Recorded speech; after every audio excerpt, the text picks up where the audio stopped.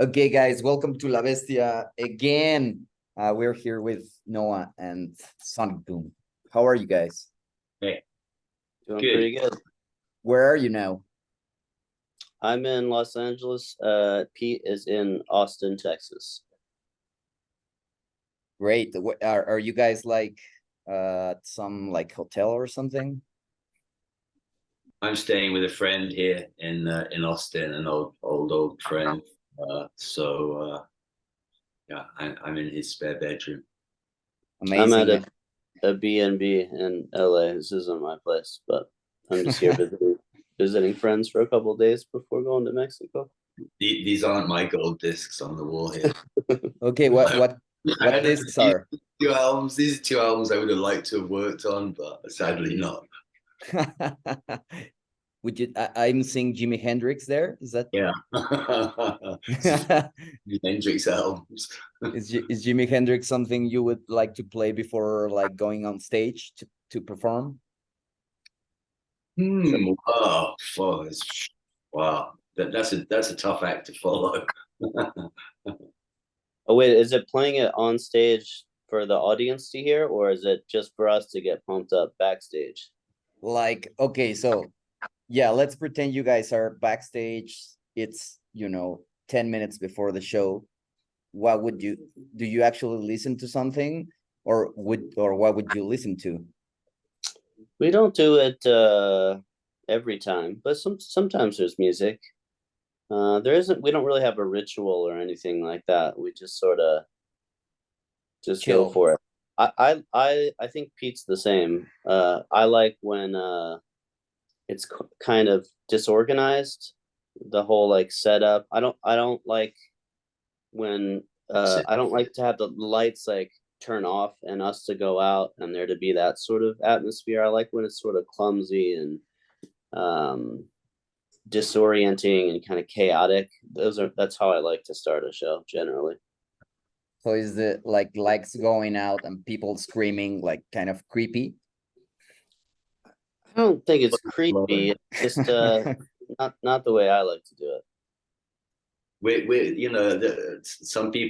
Some musicians have a perception maybe that they're different or special or something, but we don't have that perception at all. I feel very at home with an audience, and maybe I'm lucky with the fans that we have, but so yeah, I just that whole sort of like boxing sort of Yeah.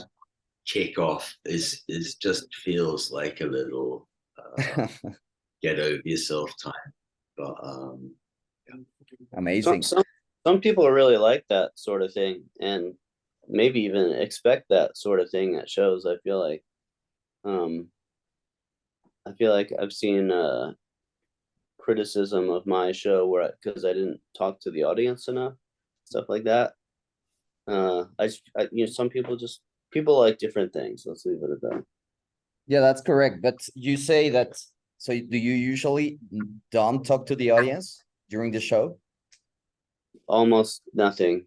Pete, thankfully. What about you? What about you, Pete? I like to talk to the audience a little bit.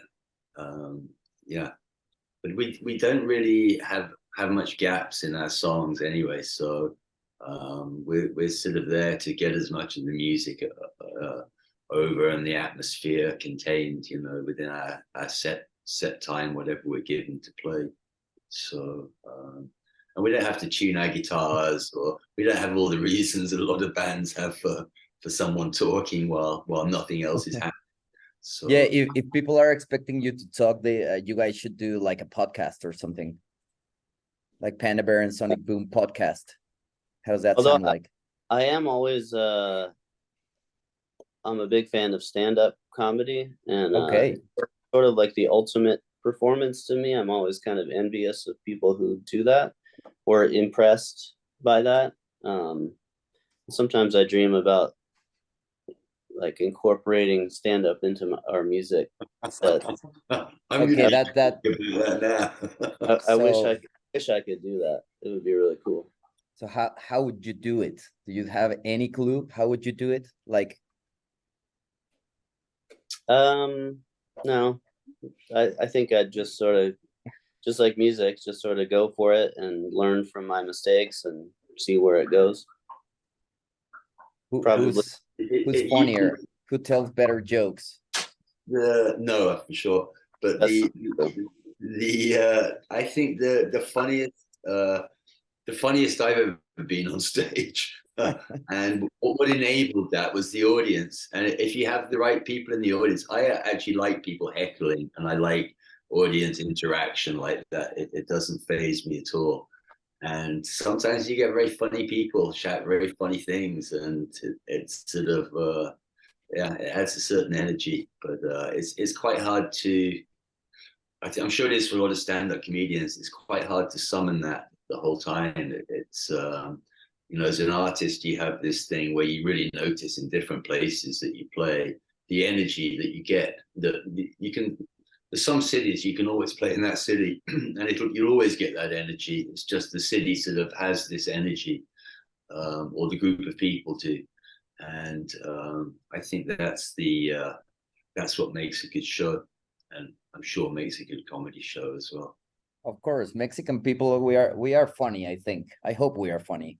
But do you remember, Pete, like any particular funny, like stuff that you were shouted at the show, like something that made you feel like, okay, so this is cool, let's do it? I do not, but my memory is slightly worse than the goldfish. So maybe that's how I managed to be in the music business for so long. it seems almost new every time. But a couple times we had ice thrown at us, not me and Pete, but I'm talking about Animal Collective. This is way back in the day, but people weren't happy with our performances very much in the beginning. Do you remember where was that? Yeah, ice, it was like ice cubes. Mm-hmm. Yeah, that's dangerous. They can somewhere in the south. I want to say like New Orleans, Alabama, somewhere around there. So when you guys are feeling the energy of the audience, like it's going good and you guys are feeling comfortable, what happens when, you know, like in this case that you're mentioning, Noah, somebody's like, you know, you're noticing that audience is angry? How do you, you know, manage that on stage? Well, I can't say I felt an angry audience in some time, but 20 years ago or so, one thing I used to do a lot was because the shows were quite a bit more intimate there, the rooms were a lot smaller, so you'd be kind of right up against people. And if I heard the people in the front talking, this would have been shows where it was just Dave and I playing, and it was acoustic guitars. We were playing these songs, and there was really sort of mild, quiet moments, so I could hear what people were saying. So I used to just start repeating what I heard them saying to kind of like put them on the spot. It wasn't very nice, but I didn't think them talking was very nice. So it was kind of fighting fire with fire. But that would always, they'd be quiet pretty quickly.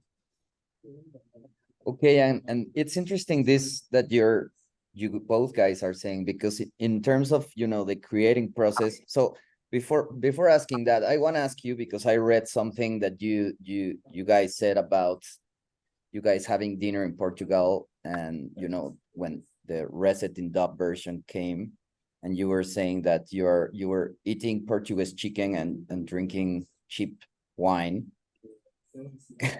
Can you guys tell me a little bit about that night? Like what do you mean by cheap wine, and what is Portuguese chicken, and how did that ended up in, you know, you guys having the idea of doing a dub version of the record?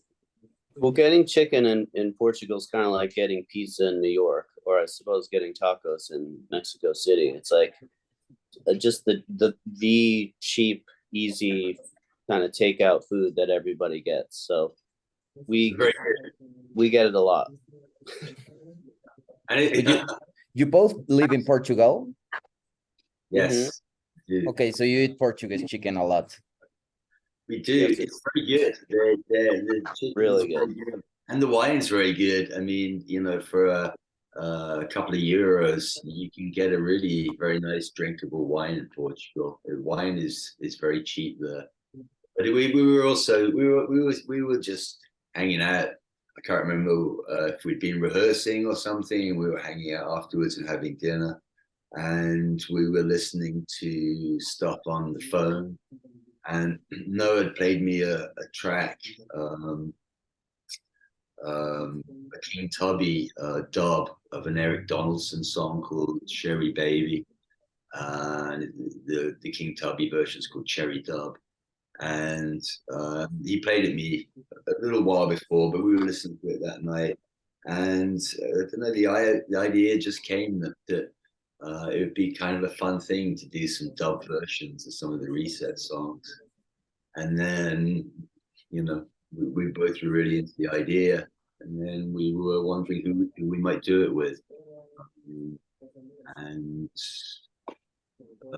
decided to try with Adrian Sherwood. So yeah, it was just you know, a lot of the best things that happen in life aren't the things that you plan to do necessarily. They're things that just happened, just going about your life in a certain way and with a certain attitude, I think. And that was like that. There was no big ceremony or no lightning bolts. And that's interesting because no stage lights coming off and on. And guys, how do you, so as you were saying, Pete, exciting things in life are not, most of the times don't planned. But you know, when you're making music, when you're recording music, so you have to have a setup. But how do you guys know when you're getting to that place where something exciting is about to happen? You know, because as you guys were saying, so you don't necessarily plan when you are gonna have a great idea, but when you guys are working and when you guys worked in this record, how was this like day-to-day working on this and feeling like, you know, okay, so this is it's about to happen. I'm feeling it, and it's just happening. It's not something planned. It's just happening. I think go ahead. I think Noah was, when he was sending the songs back, I could hear that he was hit a new level, I felt, in his songwriting. And even with his singing and just the whole delivery of the whole thing, I felt hit in a different and you can, when you can tell instantly when a track's got, I mean, you know, it happens on different levels with everything, but you can tell. And once something has that sort of energy to it, pretty much anything that comes into it and anyone who comes into it to contribute is inspired by that and feels it, and they just seem to have a magical power to just grow that energy somehow. I can't exactly vocalize to you why and how you make that happen, but I don't think it's something that you find. I think it's something that finds you.